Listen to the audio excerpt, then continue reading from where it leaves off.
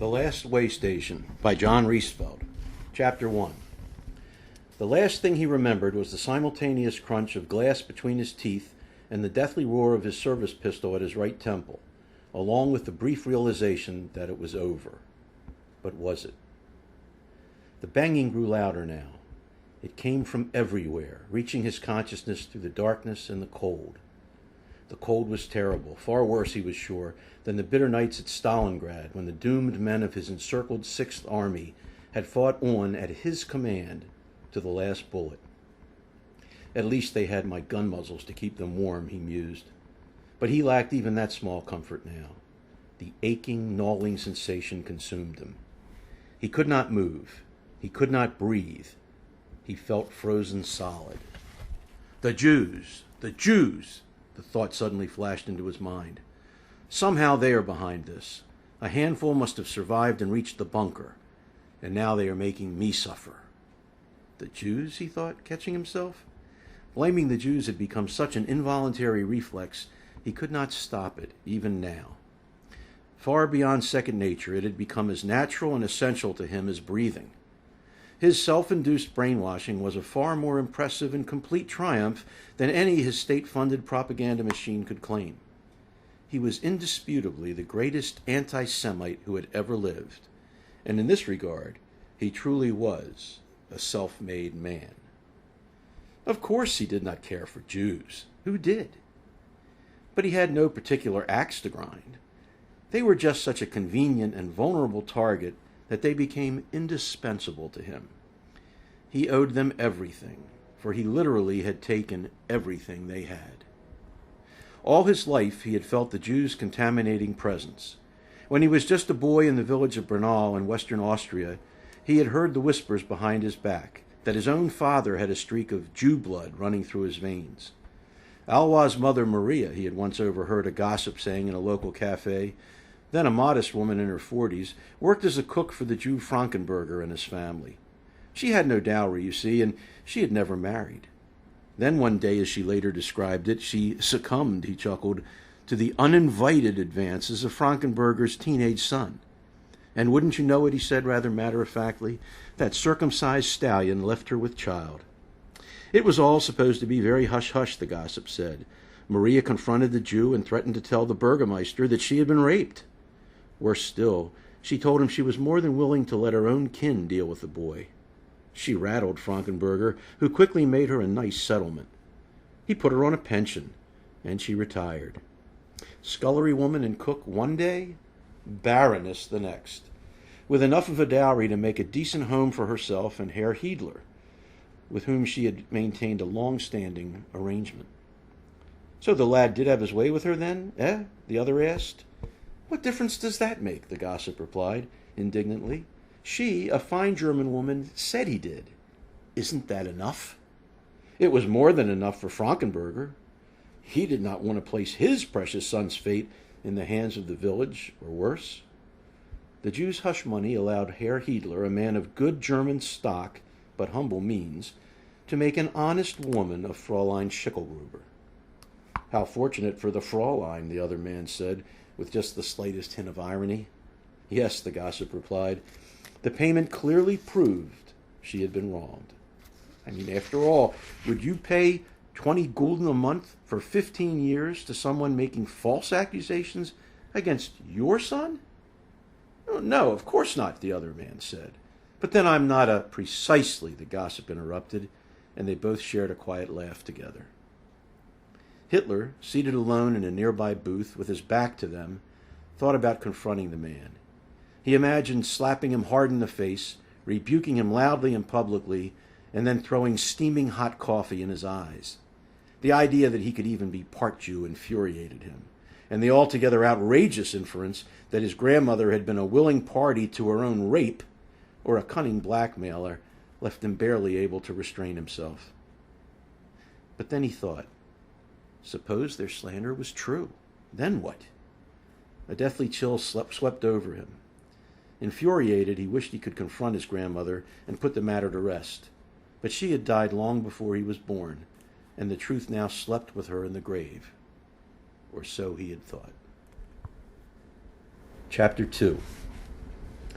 Later that night, in the midst of one of his fevered dreams, Hitler found himself standing across the street from his grandmother's house. It looked just like it did in the pictures in the family album. As he stood there, an old woman appeared in the doorway and waved him over. He approached and introduced himself. Come in, she said excitedly, delighted to finally meet her grandson. She fussed over Hitler and thanked him for the tin of cookies he suddenly found tucked under his arm. She was old and decrepit. Gray hair with uneven streaks of black framed her liver-stained face, which seemed rapidly to becoming unhinged. Wrinkled skin lay loosely draped across her hollow cheeks, and the right corner of her mouth sagged from a recent stroke. Her piercing blue-gray eyes had dimmed behind thickening cataracts, and gray hairs protruded like weeds from her nostrils. What a hideous state she had fallen into, Hitler thought. He looked but could find no trace of the young woman she once had been, a woman comely enough to have inspired the advances of a teenage boy. He felt embarrassed about confronting this aged visage with questions about such an indelicate and ancient matter, but he couldn't let the opportunity pass. Over tea in her dreary parlor, he began to press the issue. Uma, he began, I heard some disturbing talk about you today, and not for the first time. What? She said, rattling her teacup. Someone has been speaking ill of me? Who would dare? I have done nothing to be ashamed of. She arched her back and fiercely shook her head from side to side. I'm an old woman. I mind my own business. I bother no one. No, Uma, Hitler said in an attempt to soothe her. This is not about anything recent. It's ancient history, really. Then why would anyone be dredging it up now? She glared. I suppose because people like to gossip, Hitler said, and because, if true, this story still has relevance for the family even today. Slowly, a look of recognition and resentment grew in her eyes. She pulled away, cocked her head to one side, and pointed an accusing finger at her grandson. I know what this is about, she said, in a voice suddenly small and mean. She squinted and began to quiver as a line of white spittle appeared on her lower lip. Then she leaned forward just enough for Adolf to get a whiff of her sickly sweet breath, and she poked him in his chest. It's about Frankenberger, isn't it? You heard some talk, and now you're worried that you may have Jew blood in you, aren't you? You're no better than your father. The sudden attack surprised Hitler. No, I never. Then you think your granny's a whore boy? No, of course not. Do you believe Frankenberger's son took advantage of me, raped me for his pleasure? I don't know what to think, he said, but to hear people talk about it, you either were a victim, a liar, a whore, or a very shrewd woman who tricked the Jew out of a lot of money. There, he had said it. His grandmother stared at him for a moment, sizing him up. What do you think I was, boy? She finally asked. Well, I certainly don't think you were a whore, Adolf said, but I can't see you as a victim either. That's right, your granny was no victim. Then that would mean you were a liar, he said rather slowly, and I don't believe that either. Is everything always this simple for you, boy? She asked. What do you mean? A liar, a whore, a shrewd woman and trickster? It's one or the other? Take your pick, eh? I suppose, Hitler said. You young people are such fools, she said angrily. You have no idea what it was like to be a single woman in my day, and to be poor, to have no hope of a future, of a life. She placed her teacup down and turned slightly away from him, her eyes watering. She stared into nothingness and continued talking more to herself than to him. For years you accept your fate and your shame, but then you can take it no longer. One day you finally decide to claim a life for yourself, and you do, any way you can. First, like a coward, you allow yourself to make the same unpleasant little compromises so many others make, and for a while it gives your miserable existence the whiff of a life. Of course, retribution follows, and then you have a hard choice to make. Will you let your human frailties destroy you, or will you fight back? She turned back towards him with an intensity he had not expected. I fought back, she said, stabbing her finger in her chest. I looked around, and what did I see? I saw myself, a fine German woman, working like a slave in the kitchen of a Jew. They paid me just enough to get by, nothing more. Would my own family help me? Of course not. They would simply take their licks out on me in due course, like everyone else if they knew. I was desperate, you see. Then I saw a way out. I had noticed how that young boy looked at me from time to time, as if I was something cheap and available. I could see him feebly calculating in his adolescent mind. If he touched me, would I let him? Did I even want him to? Can you imagine that? I hated him for his secret thoughts, and that hate opened my eyes. For the first time, I saw things as they truly were. I saw how sorely the Frankenbergers had been treating me. And why? Because I let them. I saw how many of our fellow citizens felt the same way regarding their Jews. And then I started to notice it everywhere, that familiar, sickly, sweet odor that permeated everything. It was the smell of hatred, and it intoxicated me, for in it I sensed my own salvation. She had become quite agitated now and spoke like someone possessed.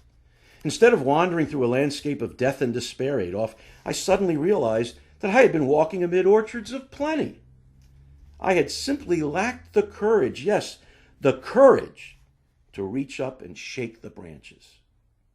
She grabbed both his shoulders and came uncomfortably close. Well, this time I shook them, she said, her eyes ablaze. And when I did, down came everything I ever wanted or needed. Money, propriety, dignity. All at the hands of the Jews, people who had just as foolishly forgotten their place as I had forgotten mine. You know, she continued with an air of complete incredulity, the Jews say they want to be treated as our fellow landsmen. But the truth is, they don't really want to be our equals. They think they're our betters.